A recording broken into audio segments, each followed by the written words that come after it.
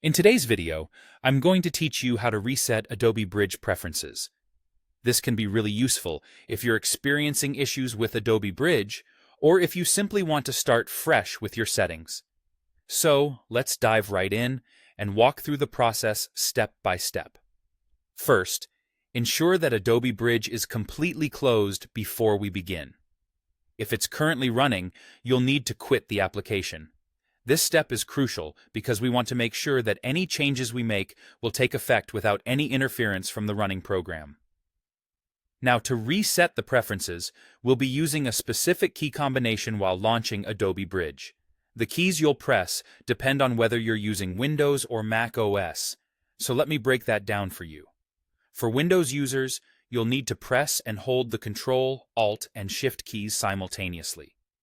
If you're on a Mac, it's the Command, Option, and Shift keys that you'll need to hold down.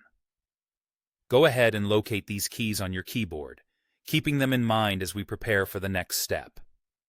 Once you're ready, proceed to launch Adobe Bridge, but importantly, maintain your hold on those keys that we just discussed.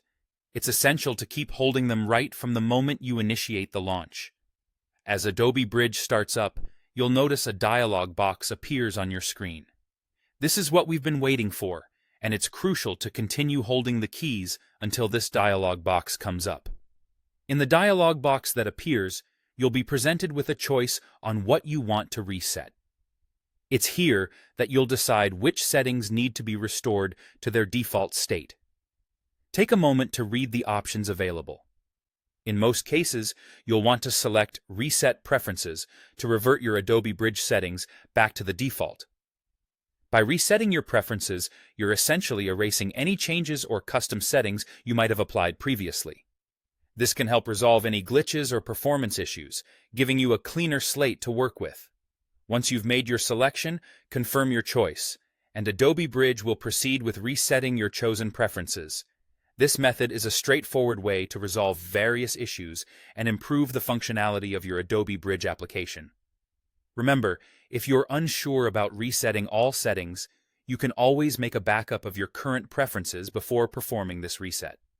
That way, you have a safety net to revert to if needed.